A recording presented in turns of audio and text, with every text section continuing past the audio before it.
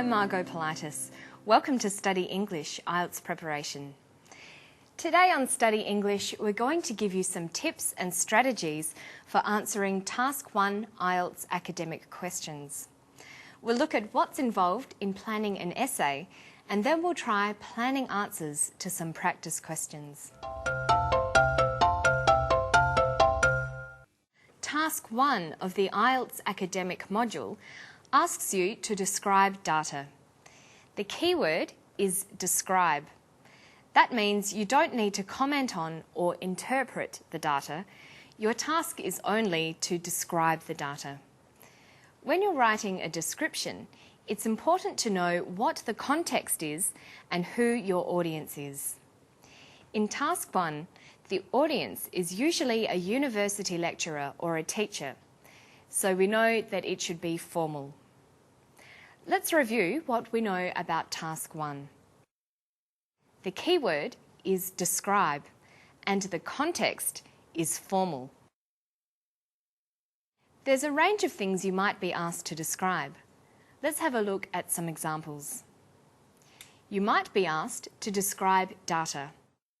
That could be in a bar graph or column graph, a pie chart, or a line graph. Or it could be presented in the form of a table. You might have to describe some kind of process or cycle. You could also be shown a diagram of a machine or object and asked to describe the parts or the function. Now let's take a look at a practice question. Here's an example Task 1 question. This table gives participation rates in higher education in New South Wales for males and females according to home location in urban, rural or remote areas for the year 2004. We also have a graph. The graph shows the same information as the table. We can see that we have information about the number of men and women who go on to higher education or university in 3 different areas. Before we can describe this data, it's a good idea to think about how to organise our description. There are 2 options. It's up to you which one you choose, but let's look at each of them. With option 1, you could divide your essay up into an introductory paragraph and 2 body paragraphs. One paragraph would describe male participation rates in each of the 3 locations, while the other paragraph would describe female participation rates. So our essay would be structured like this. The first paragraph is the introductory paragraph. It should only have 2 sentences. Sentence 1 should paraphrase the question, and sentence 2 should outline your approach to the data. The second 2 paragraphs are body paragraphs 1 and 2.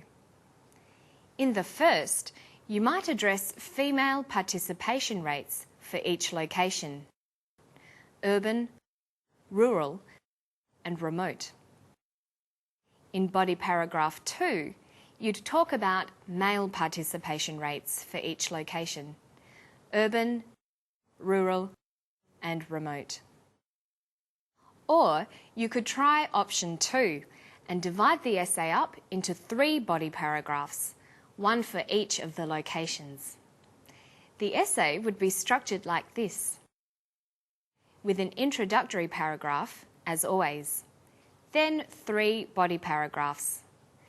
Body paragraph 1 would discuss urban participation rates for males and females.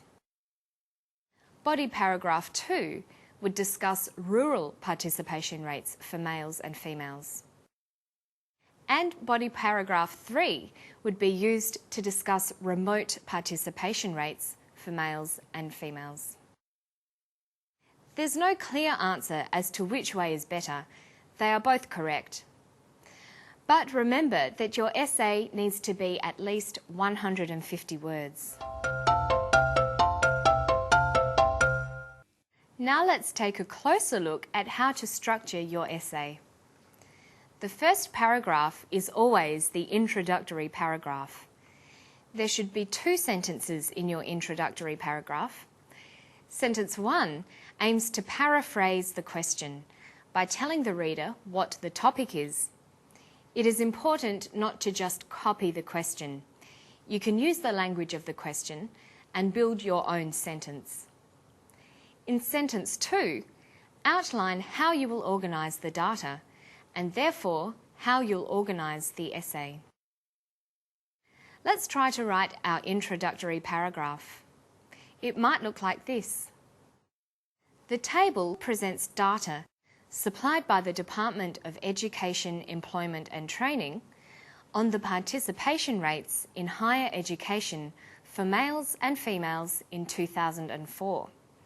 The data is for 3 locations: urban, rural and remote. So our first sentence tells us about the question. It includes information about where and when the data has come from. Our second sentence tells the reader that we have divided the data into 3 sections. There will be 3 body paragraphs, 1 each about the urban, rural and remote data. This is an introductory paragraph for option 2. The order of the paragraphs will follow the order given in our introduction. Urban, then rural, and then remote. So let's review and take an overall look at the essay we're creating. Let's say we've decided to go with option 1. Remember, that was an essay with 2 body paragraphs, one describing female participation rates for the 3 locations and one describing male participation rates. So let's start with our introductory paragraph. We might write, the table presents data supplied by the Department of Education, Employment and Training on the participation rates in higher education in 2004 from 3 locations: urban, rural and remote. The data is divided into 2 sets, female and male participation. Notice our second sentence tells the reader that the data will be presented according to female and male participation rates. So our first body paragraph will be about data for female participants. Here's the structure of body paragraph 1. It shows female participation rates in each of the 3 locations. Body paragraph 2 will describe male participation rates for each of the 3 areas. Now let's finish with another example. Here's our data. It's a table. You can see that it shows data for the number of international students studying intensive English courses in Australia. We have the number of students in 2002, 2003 and 2004 for 5 countries: China, Korea, Taiwan, Hong Kong and the Netherlands. So how could you structure this essay? One option is to have body paragraphs for each of the 3 years. Within those paragraphs, you'd have to describe data for the 5 countries. You might be able to think of some other structuring options as well. If you want to practice with some more examples, just go to our Study English website. It's at abcasiapacific.com/studyenglish. And that's all for today. I'll see you next time for more. Bye-bye.